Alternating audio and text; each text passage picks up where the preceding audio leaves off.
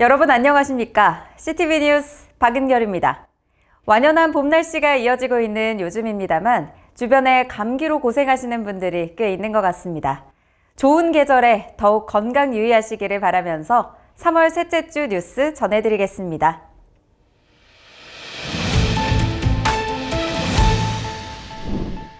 교단 교직자들의 노후 생활을 지원하는 총회 응급재단 이사회가 전체 회의를 열었습니다. 응급재단의 사업 관건은 연기금의 효율적 운영에 있는데요. 이를 위해 이사회가 전문 컨설팅을 받기로 했습니다. 이사회가 결의한 연기금 운영 컨설팅은 지난달 15일 총회 임원회가 연기금 운영 활성화를 위해 응급재단에 지시한 사항입니다.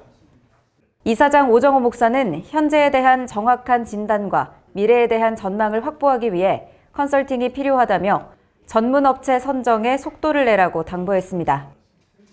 A, B, C 이 컨설팅 회사는 이면이 좋고 저건 좀 좋아서 종합적으로 해가지고 하고 단 모든 우리 거래하는 업체들에 대해서는 투명해야 됩니다. 또한 연금 가입에 대한 독려도 이어가길 기대했습니다. 일단은 우리 농어촌에 계시는 분들이 이런 분들 조금이라도 홍보를 해서 깔끔하게 해가지고 조만간에 이에 앞서 이사회는 연기금 규정 개정과 운영 지침에 관한 소위원회의 보고를 받고 효율적인 기금 운용을 위해 전문 인력을 충원하기로 했습니다.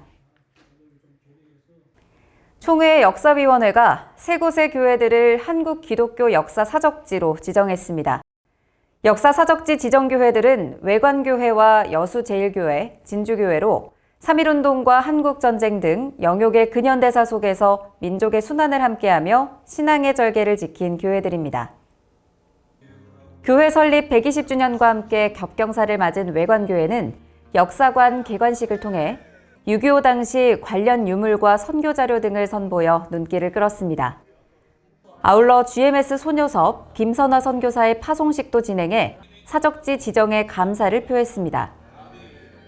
1906년 설립된 여수제일교회는 1927년 여수유치원과 영신학교를 세우는 등 가난한 학생들을 교육하는 사역에 헌신했습니다. 6.25 전쟁 당시 2명의 순교자를 배출하는 등 선교와 애국의 역사를 함께 갖고 있습니다. 교회 설립 119년을 맞는 진주교회는 3.1 만세운동 당시 교회의 타종으로 첫 만세 시위가 시작된 지역 독립운동의 거점교회였습니다. 교회는 18일 가진 감사예배에서 105년 전의 함성을 기념하며 타종식을 가져 사적지 지정에 의미를 더했습니다. 지난해 큰 호응을 얻었던 총회장배 전국 유소년 풋살대회가 올 여름에도 진행됩니다. 총회 다음 세대 운동본부가 개최하는 제2회 전국 유소년 풋살대회는 초등학교 전 연령대의 교회학교 학생들을 대상으로 합니다. 전도 대상 어린이의 경우 4명까지 선수 등록이 가능합니다. 풋살대회는 6월 29일과 7월 6일 권역별 예선전을 거쳐 8월 9일과 10일 본선인 중앙대회 일정으로 진행됩니다. 중앙대회는 1박 2일 일정의 영성 스포츠 캠프로 낮에는 경기를, 저녁에는 집회에 참석하는 방식으로 갖습니다. 참가 신청 기간은 4월 29일부터 5월 13일까지이며 총회 다음 세대 홈페이지를 통해 신청할 수 있습니다.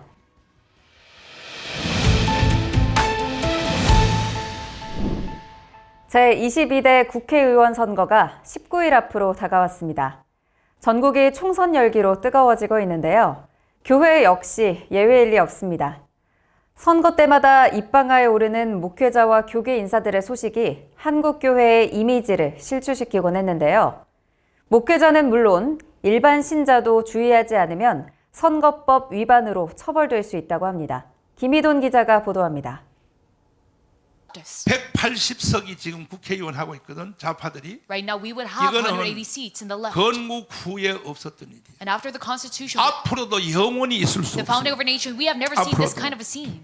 선거를 앞두고 목회자가 공적 자리에서 특정 후보나 정당에 대한 지지성 발언을 하는 경우가 적지 않습니다. 교인 중 선거 후보자가 있다면 노골적으로 표를 구하기도 합니다. 명백한 선거법 위반입니다.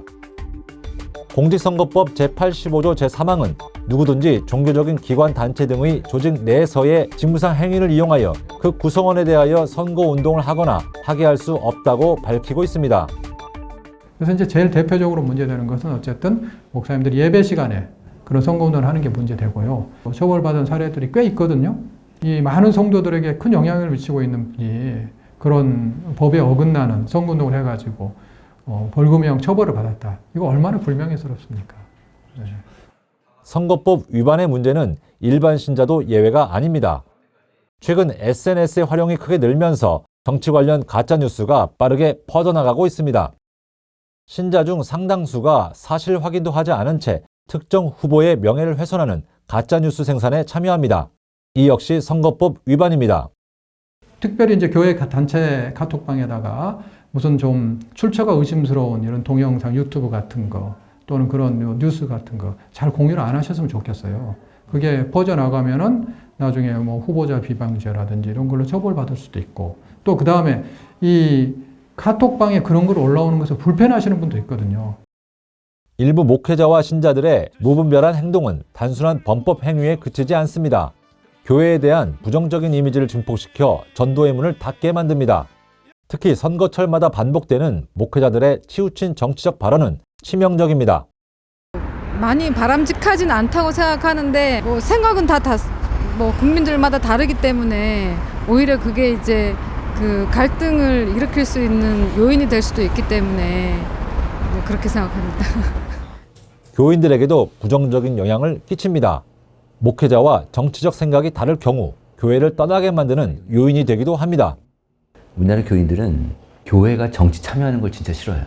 참여자가 아니라 감시자 역할을 하는 것이 교회 역할 아니냐 이런 인식이 되게 높은데 공적이든 사적이든 목사님은 정치적인 발언 안 했으면 좋겠다가 한 40% 돼요. 교회 이동하는 이유를 보면은 그 교회 정치적 이념 때문에 그런 이유가 상위권에 나와요. 항상 나옵니다. 네. 이처럼 목회자의 정치적 발언이 교인들에게 큰 영향을 미칩니다. 교인들 간 갈등이 빚어지기도 합니다. 총선을 앞두고 교회의 현실 정치에 대한 성찰과 성숙한 안목이 시급한 이유입니다.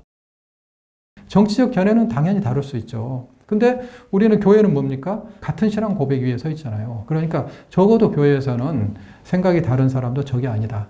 저 사람도 같은 형제자매다. 저 사람도 이 나라를 위해서 그런 생각을 하는 것이다. 이걸 가졌으면 좋겠습니다. CTV 뉴스 김희돈입니다.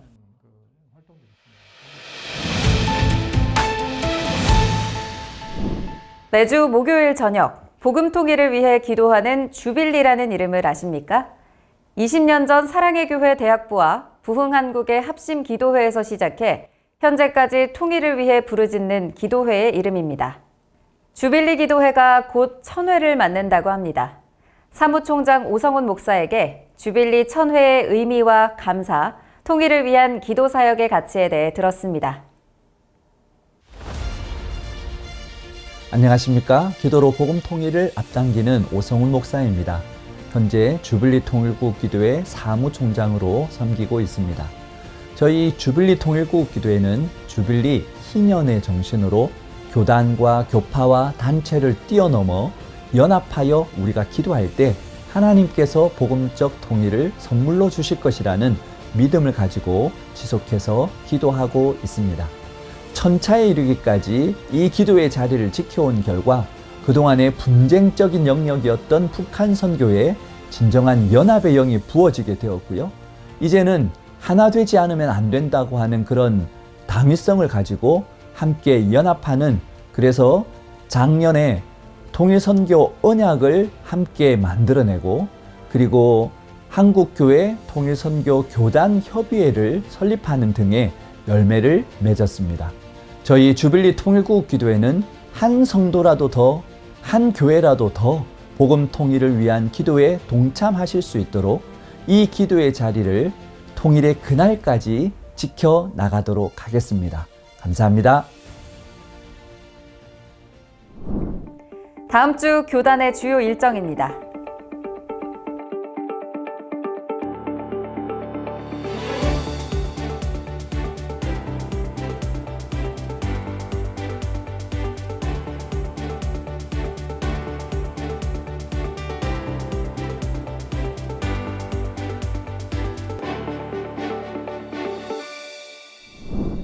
돌아오는 주일은 종려주일입니다. 예수 그리스도께서 십자가 죽음을 맞기 위해 예루살렘에 입성하심을 기념하는 날인데요. 매년 돌아오는 종려주일이지만 무감하게 맞기보다 의미를 되새기는 시간으로 준비해 보시면 어떨까요?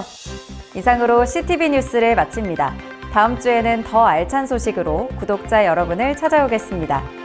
더 많은 소식을 알아보고 싶은 분들은 구독과 알림 설정 부탁드립니다. 고맙습니다.